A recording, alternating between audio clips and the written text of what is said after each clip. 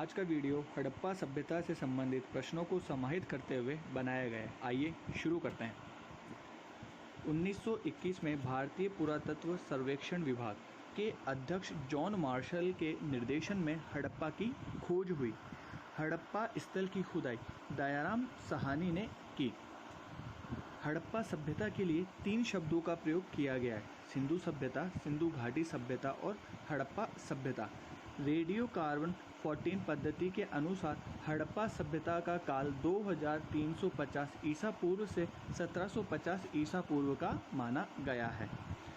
राखलदास बनर्जी ने 1922 से 1923 के मध्य मोहनजोदड़ो की खुदाई करी थी तथा मोहनजोदड़ो से ही हड़प्पा से मिलते जुलते अवशेष हमें प्राप्त हुए हैं।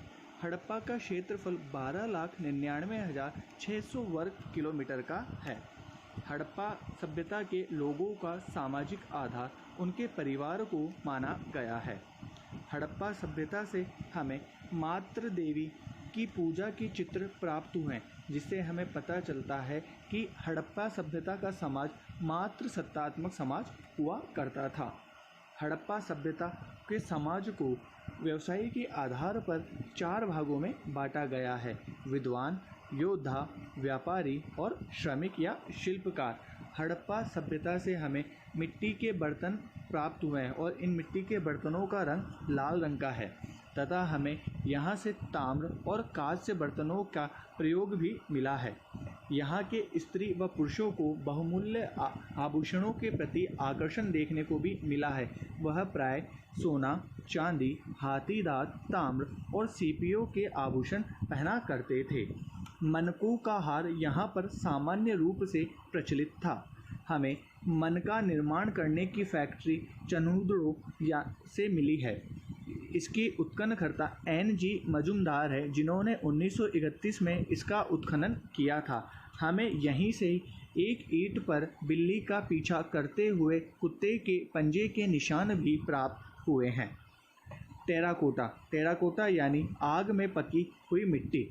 दैनिक क्रियाकलाप के लिए हड़प्पा सभ्यता के निवासी मछली पकड़ना और शिकार करना पसंद करते थे। सिंधु घाटी के लोगों को मातृ शक्ति में विश्वास करते थे। मोहनजोदड़ो, जिसका शाब्दिक अर्थ है मृतकों का टीला। हमें मोहनजोदड़ो से मोहर प्राप्त हुई, जिन मोहरों के ऊपर पशुपति शिव की मूर्ति उत्कीर्ण थी। इस पशुपति शिव की मूर्ति के दाईं ओर चीता व हाथी तथा बाईं ओर गेंडा व भैंसा उत्कीर्ण था। इस पशुपति शिव की मूर्ति के सर पर त्रिशूल जैसा आभूषण भी दिखाई देता है तथा आसन के नीचे 2 हिरण दिखाई देते हैं। हड़प्पा सभ्यता में लिंग पूजा प्रचलित थी। यहाँ पर अग्निकुंड के साक्ष्य हमें कालीबंगा से प्राप्त हुए हैं। कालीबंगा के उत्खननकर्ता का नाम अमलानंद घोष है, जिन्होंने 1953 में इसकी खोज करी थी। कालीबंगा का अर्थ है काले रंग की चूड़ी। हमें स्वास्तिक, चक्र, क्रॉस आदि सभी हड़प्पा सभ्यता की देन है। सर्वाधिक हड़प्पा युगीन स्थलों का पता हमें गुजरात से मिलता है और चांदी की प्राचीनतम उपलब्धता हमें हड़प्पा सभ्यता से ही मिलती है। कृषि में हल का प्रयोग खेतों की जुताई में किया जाता था, परंतु हमें हड़प्पा सभ्यता से व्यवस्थित सिंचाई का कोई भी प्रमाण नहीं मिलता है। किंतु जल संग्रह के लिए बांधों का निर्माण का साक्ष्य धोलावीरा से मिलता है और धोलावीरा गुजरात में स्थित है।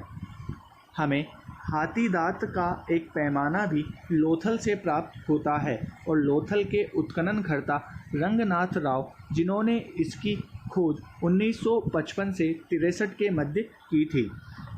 हड़प्पा सभ्यता में वस्तु विनिमय की प्रणाली प्रचलित थी तथा यहाँ तोल की इकाई 16 के अनुपात में थी।